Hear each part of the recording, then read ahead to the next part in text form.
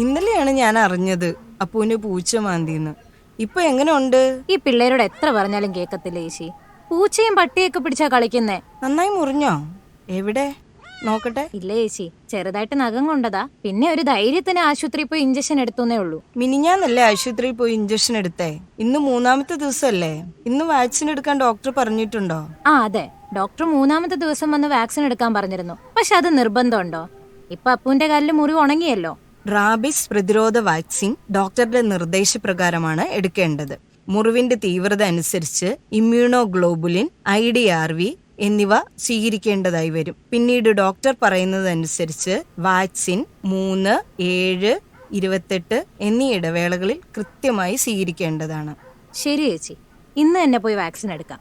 റാബിസിനെ ഒരിക്കലും നിസ്സാരമായി കാണരുത്. പ്രതിരോധ വാക്സിൻ കൃത്യമായി എടുത്താൽ മാത്രമേ റാബിസ് പ്രതിരോധം ഫലപ്രദമാവുകയുള്ളൂ. അതിനാൽ ഡോക്ടറുടെ നിർദ്ദേശപ്രകാരം മാത്രം വാക്സിൻ കൃത്യമായി എടുക്കുക. ഉറ്റവരെ കാക്കാം. പേവിഷത്തിനെതിരെ ജാഗ്രത തുടരാം.